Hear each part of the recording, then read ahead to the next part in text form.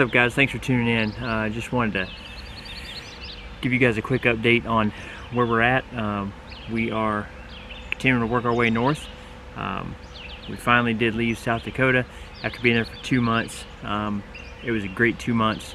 We really loved being in South Dakota. It's an amazing place. I mean, definitely the highlight of the trip, and our favorite part of being there for those 2 months was being able to visit Custer State Park. We've done a couple videos on them, but that place is unbelievable. So highly recommend, if you're in the South Dakota area, especially western South Dakota, definitely make it a point to go by Custer State Park, spend a couple of days there, and just see what that place is about, because it is awesome. We really enjoyed it. If you go on the wildlife, you're pretty much almost guaranteed to see a bison. Lots of bison. Yeah. So before leaving South Dakota, we met another full-time family. You can check out their YouTube channel. It is Road Ventures. They are doing kind of the same thing that we're doing. They're a full-time family, and we found out that they were traveling kind of in the same general direction that we were going. So we really enjoyed spending a few weeks kind of traveling with them in the same direction, and it's been nice to connect with another family, give us somebody to talk to, and keep some company with, and give Dylan some other kids to be around and play with, and it's been a great time. It's getting about time where we're going to split off and go our separate ways, but we definitely look forward to meeting up with them again down the road for sure. Literally, yeah. Literally down the road. But on our way out of South Dakota, we stopped in Spearfish, and while we were there, we visited the DC Booth Fish Hatchery. There's a bison on it, and that's the part of the interior. This is whoa! Whoa! Oh my god, have you ever seen, look at that big one over there. Oh my god. Yeah, one time I caught a fish. Look at that one, it's like jumping over there. That's so cool. That one over there is like splashing everywhere.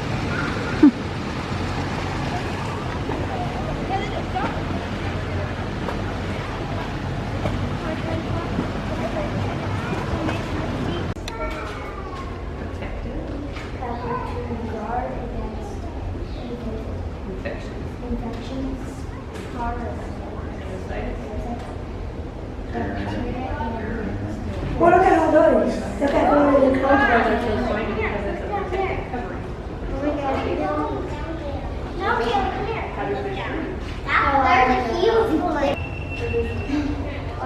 A fish can smell. Where is your brother? Yes, they have smells. Fish girl. Trying to see if I can find one that looks like the one me and Dad caught that one time on my first cast. Oh, kind of like that one.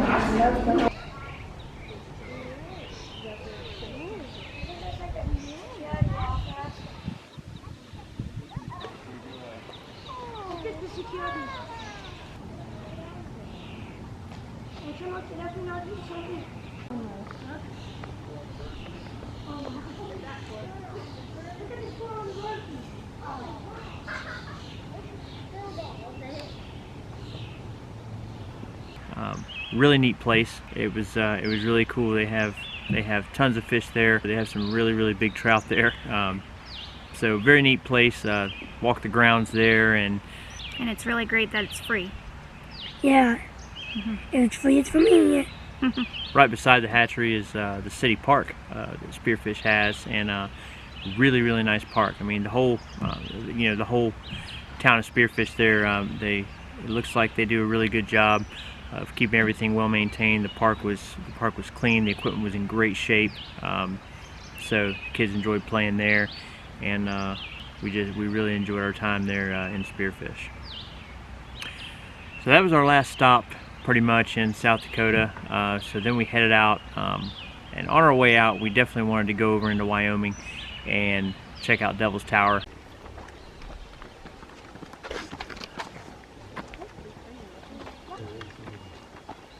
We wanted to stay at the campground at Devil's Tower, but it was still closed, so we ended up staying in a national forest campground. It's called Rooter Campground, and that's in just outside Sundance, Wyoming.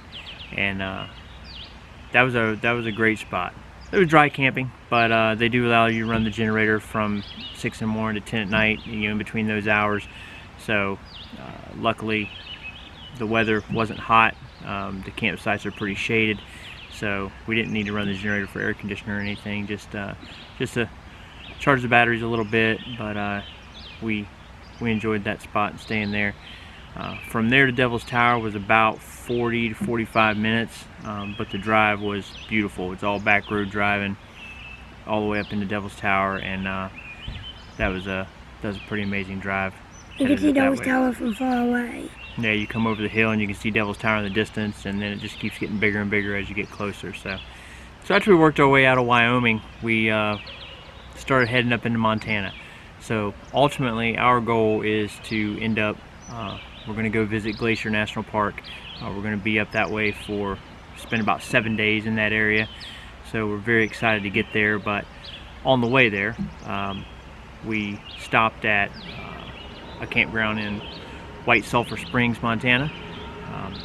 On the way to that campground, we encountered our first flat tire on the road, which we've been 6,500 miles since we left Florida back at the end of March. So we finally picked up something in one of the tires. Luckily, it was just a screw through the tread, so it was a slow leak, but definitely had to get it changed before we could get to the campground. So we found a nice little flat spot. We were only like 10 minutes away, of course. We were only like 10 or 20 minutes away.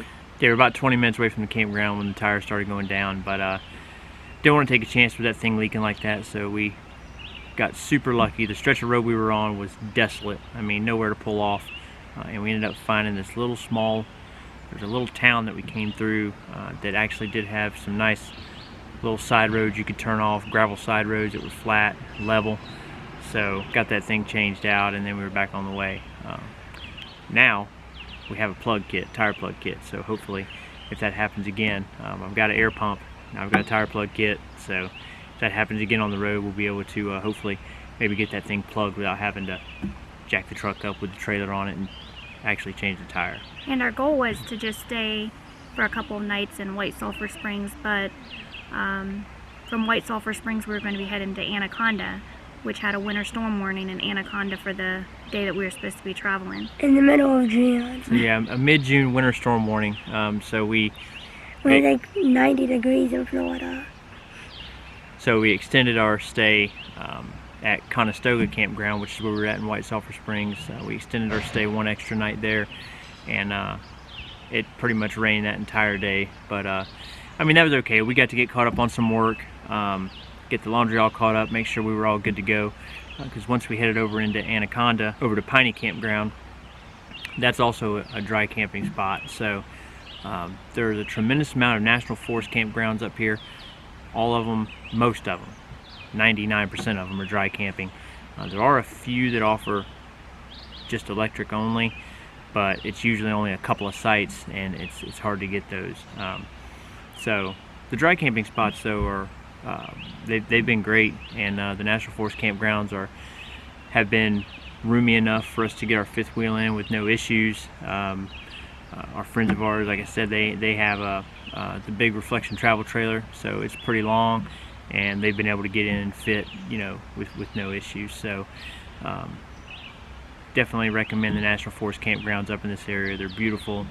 They've been all the ones we've been to so far anyway have been well maintained, and we've had no issues with them. They've been awesome. So Piney Campground, that campground was a little bit different. They had a pine beetle infestation some time back, so they had to come through and they cut down all the trees in the campground. So it's a little strange to have a big wide open campground, but if there's a benefit to it, it's that you get some awesome views of the lake. I mean, you can see the lake from just about any site. You can see the mountains.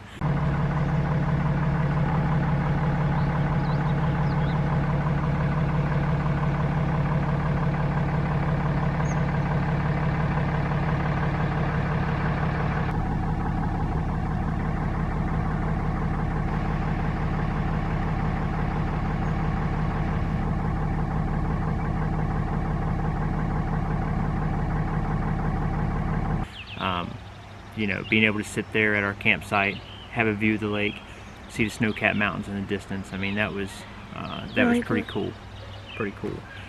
And then we went for a drive. Actually went for a drive, left out of Piney Campground and made a left and headed back into the National Forest a little bit more, and seeing if we could see any wildlife. And as we come up on this ridge, we thought we saw something down in the distance, down in the little valley, and we actually ended up seeing 4 or 5 elk down there that had come out into the valley.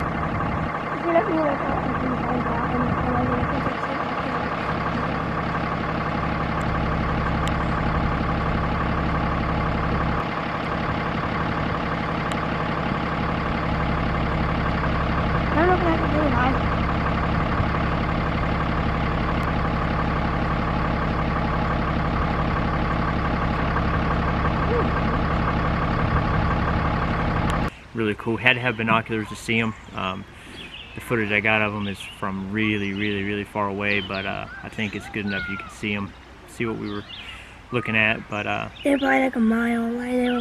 They were a long way away, but got to try out Dylan's binoculars, and with the binoculars you could actually see them quite well, and you know, even seeing them from that far away, it was still really cool to see. So after we left Piney, we continued to work our way north, still heading north, and we are now at Swan Lake Campground, which is in just outside of Swan Lake, Montana. Very tiny town. Probably the closest larger town would be Big Fork. This place is really nice. I mean, the sites are very large.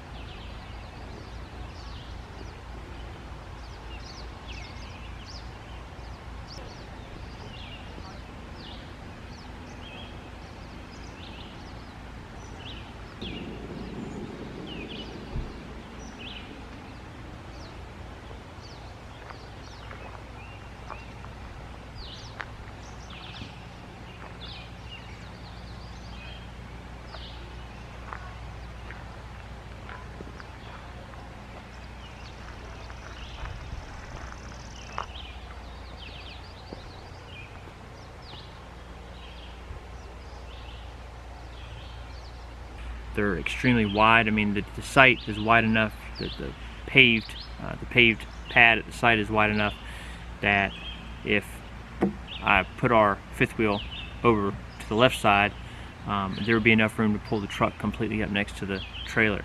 So the sites are huge, but there is no cell signal whatsoever out here, and it is dry camping. But again, you know, the generator makes the dry camping really a non-issue. I mean, we can run it for a few hours when we need to. The weather is in the 50s and 60s right now, so no need for AC at all. So with us working remotely, just staying one night was perfect. We took a drive yesterday.